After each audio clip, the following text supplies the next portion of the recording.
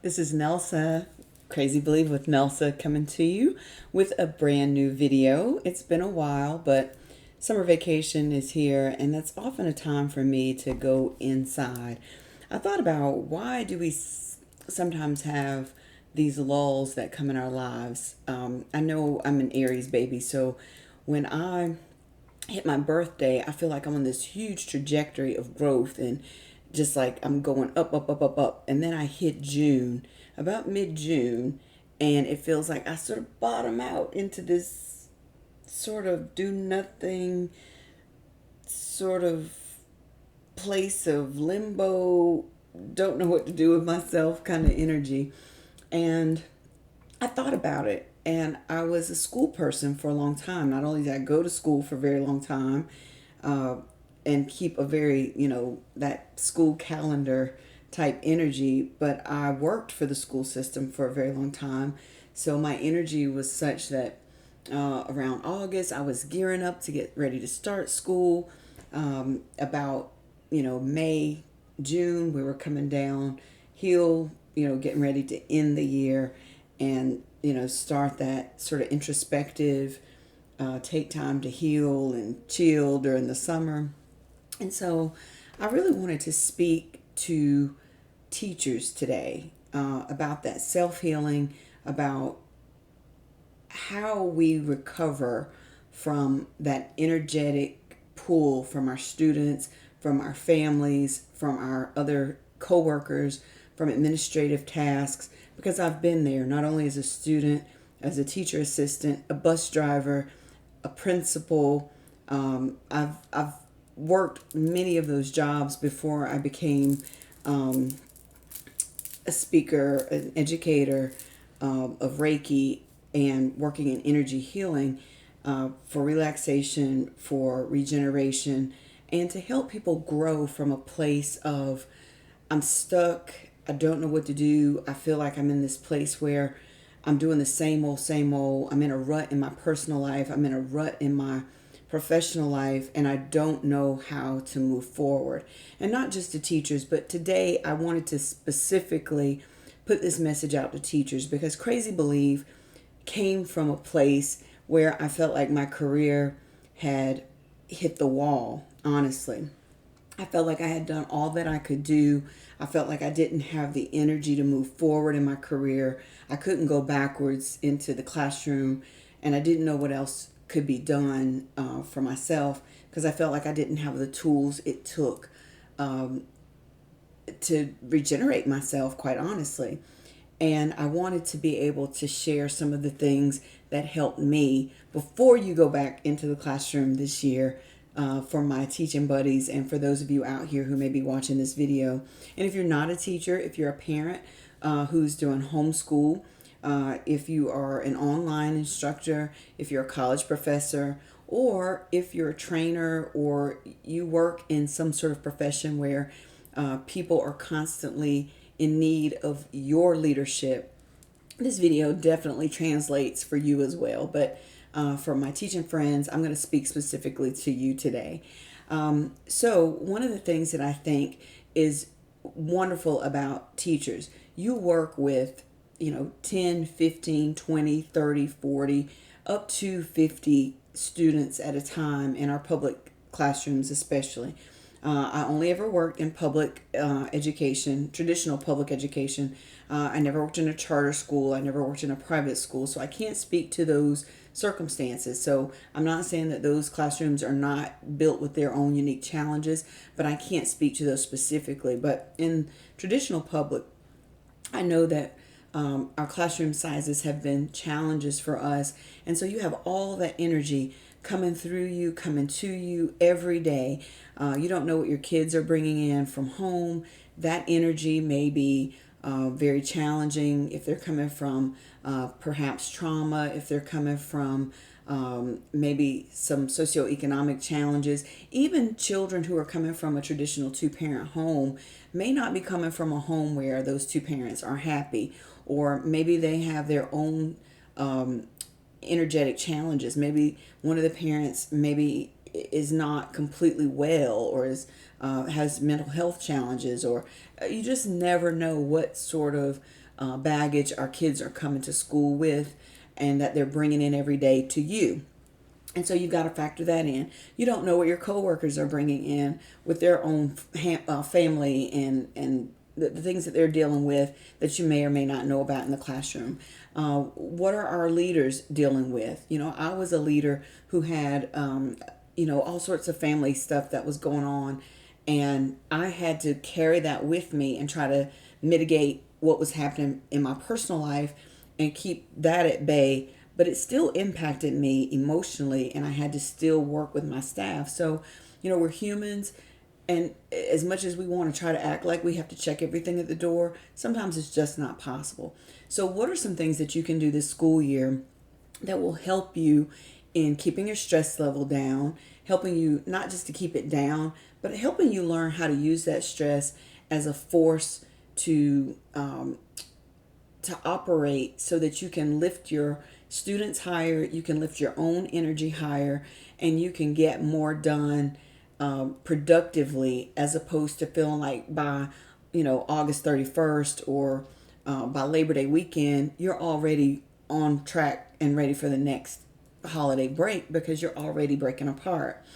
One of the things I think you can do is radical self-care.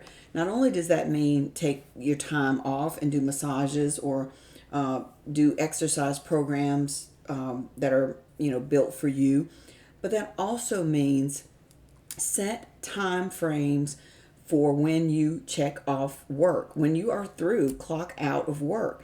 I think too often many of us take our computers home and we feel like, oh, I can do it when I'm watching TV. Well, we're crossing borders all the time, and especially since we did a lot of remote last year with COVID, there was never a boundary set clearly between school and home. And a lot of people found that to be true who were remote workers, whether you were in school or you're an office worker. Well, you need to set clear boundaries so that you can take time to really focus on your family, on you, on the things that help make you refreshed outside of school, whether it's your spiritual practices, your physical practices with exercise, meditation, whatever those things are that make you better.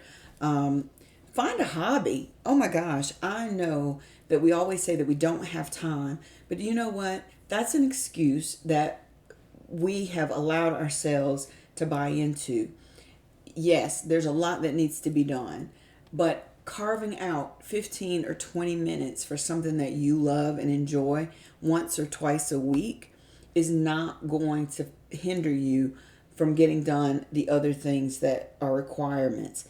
And honestly, let's face it, if that 15 or 20 minutes is critical to all the other tasks that you have, you're probably not getting it done anyway, and you're probably staying up too late, and you're probably going to school grumpy, and you're probably a mean teacher to the children and the other people at work, and it's not helping you be a better educator in the long run anyway. So those 15 and 20 minutes that you take for yourself could be the thing that turns around your practice in the classroom.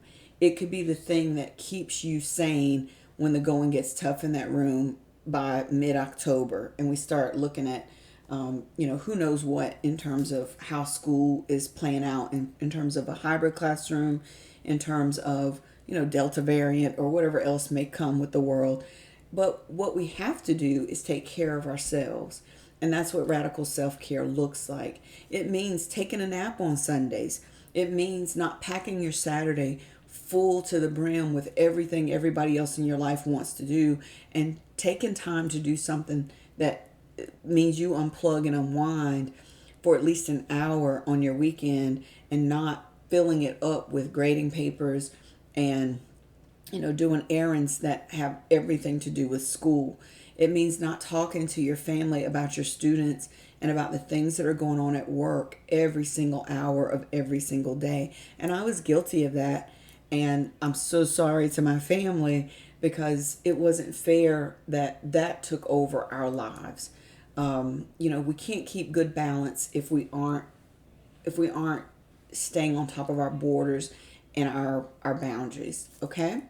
One of the other things that I recommend, if you've not had a massage, if you've not had acupuncture if you've not done chiropractics, or if you've not had a Reiki session, those are all excellent ways for you to be able to start to learn how to de-stress and get rid of the stored up energy in your body from those experiences that you've had in school, probably for years and years and years, of maybe rough exchanges with people, maybe parents who didn't understand your teaching style, students who maybe wanted to press up against your boundaries, co-workers who maybe challenged you at every turn, administrators who wanted to keep pressing you for more and more responsibility.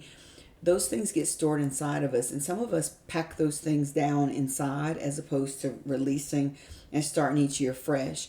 That's where your bitterness, resentment, that's where the crabbiness of the profession starts to set in, and you become that teacher that everyone wants to avoid, that parents want to go to administration and ask, can we have anybody but her?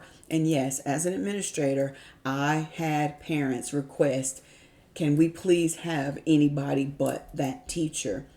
But it was all about burnout. It was about teachers being in roles for so long and feeling undervalued, allowing their stress levels and their bodies to just really take on so much that they couldn't handle it anymore, and they started to react emotionally to what was going on. So take care of yourself, my friends. I am doing Reiki sessions. I'm available. You can go to my website, crazybelieve.com. You can contact me at crazybelieve, the number 4, at gmail.com, so that you can get in touch with me to find out about doing sessions. If you're an administrator watching this, I would love to come in and visit your school to do sessions, maybe for a staff meeting or some sort of back to school session to talk about how Reiki can help to lower stress, to aid in relaxation, and to help with emotional healing. So many of our students are coming in with trauma, and secondhand trauma, secondary trauma is real. We really do need to be able to help work on ourselves so that we can show up stronger, better, more capable of doing the work of teaching without all of the extra emotional baggage that we carry ourselves, so that we can aid our students who are coming in with so many more issues than we're used to in past times. But as a Reiki healer, that is one of the things that I do.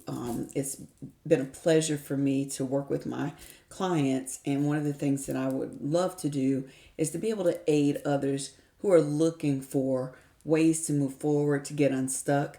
I also do coaching, and so I'm here to be able to help you make that jump and crazy believe in you. All right? So I hope that this is going to be the most outstanding and awesome school year ever. Let's look forward with high expectation for amazing, miraculous, spectacular growth, not only for our students, but for ourselves. You know, we go into a situation and we get what we expect. So let's start the year off with great expectation. Here's to all of you. Thank you for what you do, and don't stop crazy believing.